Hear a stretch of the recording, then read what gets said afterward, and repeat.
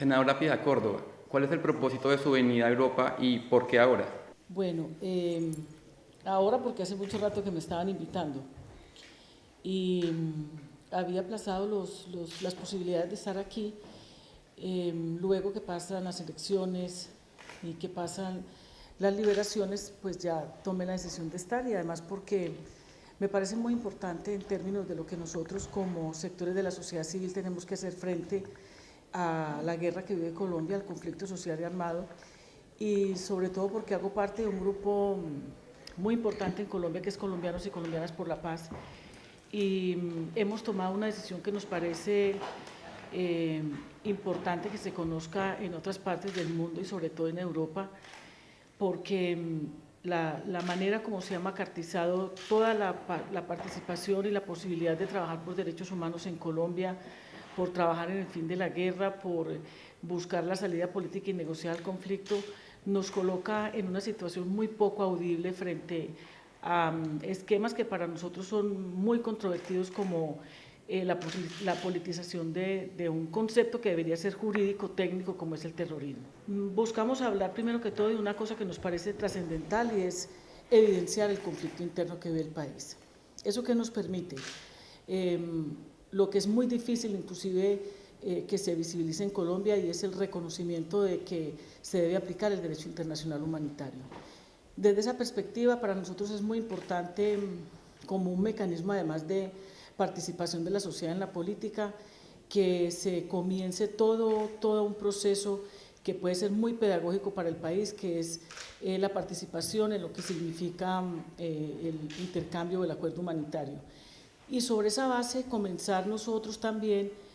a hablar de la salida política y negociar el conflicto, hablar sobre unos acuerdos humanitarios parciales que se pueden dar en el país y que obligarían necesariamente a la sociedad colombiana y a muchos sectores que estamos por fuera de los actores armados a tener una militancia mucho más participativa, mucho más activa, que conlleve también una propuesta de país. ¿Cuáles son las condiciones necesarias para una desmovilización y una reintegración efectiva de las FARC y del ELN?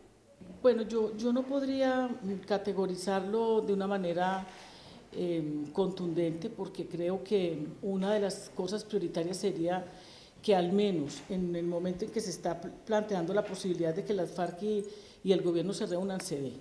Ese es un requisito que para nosotros es importante, pero yo creo que también hay una cosa que avanza mucho más allá del hecho de pensar que nosotros hablamos por las FARC y el ELN. Nosotros somos, y en mi caso particular he sido mediadora no solamente del ELN, no solamente de las FARC, sino también del ELN, y ahora presido una comisión muy importante de la cual casi no se tiene conocimiento,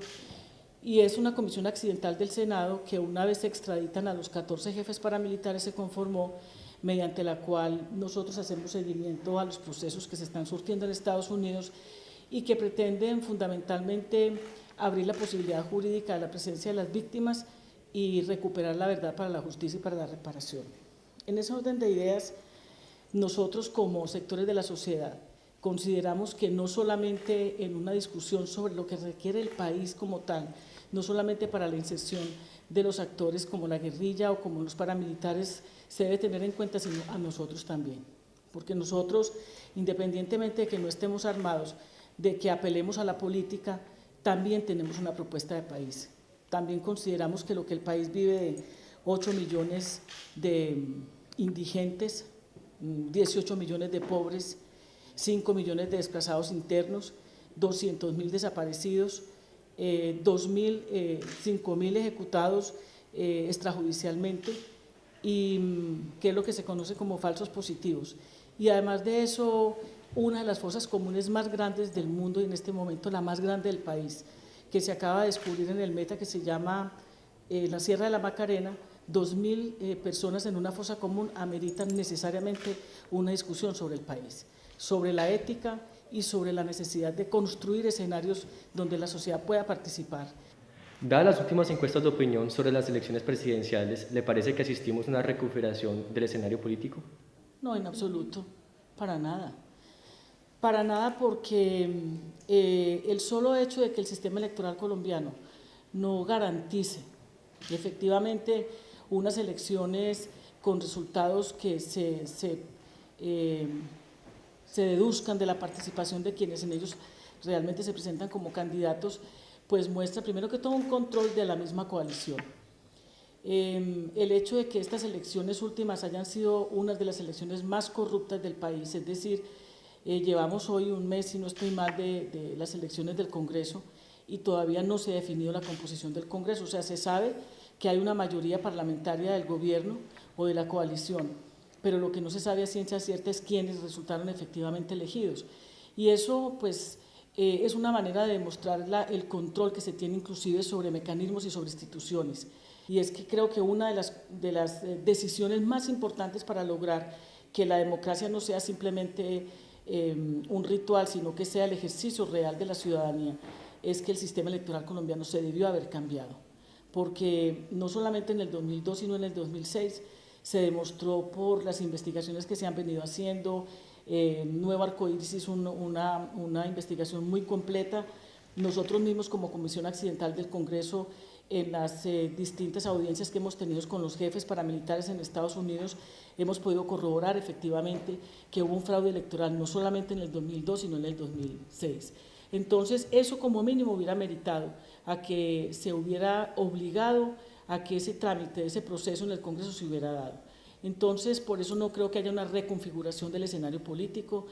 El exministro de Defensa, que es el mismo responsable de lo que se conoce como falsos positivos, es el candidato presidencial.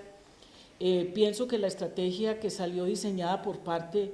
que se dio a conocer a la opinión pública en el día de ayer, donde se diseñó con el DAS toda una propuesta para desactivar a la oposición, para desacreditarla, para dividir a los partidos políticos, sobre todo los de la oposición, es muy evidente en los resultados que se están dando. Y simplemente el hecho de que una situación tan delicada como esta, por ejemplo, que es una situación que ameritaría como mínimo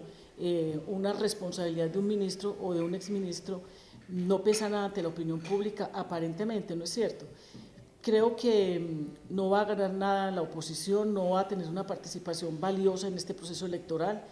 y por lo tanto creo que se mantiene no solamente la coalición de gobierno, sino que controla además el Congreso, independientemente además de que es absolutamente claro que las elecciones fueron fraudulentas. ¿Se considera como una disidente en el escenario político colombiano? No, yo creo que yo soy tal vez la voz pública de mucha gente que no puede hacerlo en el país o que no puede hacerlo en el Congreso. Yo creo que hay muchísima gente en muchas regiones del país que si tuvieran la posibilidad de hacerlo harían muchísimas cosas o igual que yo o mejor que yo. Obviamente que me aparto de muchas cosas de los partidos, inclusive del partido al que yo pertenezco. Yo pertenezco al Partido Liberal, soy la vertiente de izquierda del partido, que es la vertiente fundadora del mismo, con muchas dificultades como todos los de la oposición para ejercer la oposición en el país, pero pienso además que la mirada que se tiene de personas como yo en el concierto de lo que es el país y que ha podido inclusive volverse una mirada internacional, tiene mucho que ver con la estrategia de descrédito, con otra deuda que tiene Colombia en términos de democracia, que es el no tener un estatuto de la oposición, o sea, que el país no tenga claro que ser oposición es tan válido como no hacerla y participar en un gobierno, que uno de los sistemas de pesos y contrapesos de una democracia es tener precisamente una oposición no que se domine o que se pueda comprar a base de puestos o de contratos, sino una oposición que válidamente le pueda decir al país que puede contribuir al ejercicio de la democracia y al tono de la democracia desde la crítica, desde la opinión y desde la propuesta. Por lo tanto, yo no creo que sea tanto una voz disidente en la política del país, sino tal vez una víctima de lo que le falta al país y que a pesar de llegar, creo que ejercerla es muy difícil, pero pienso también que como yo hay mucha gente que lo pudiera hacer si tuviera las posibilidades de lograrlo.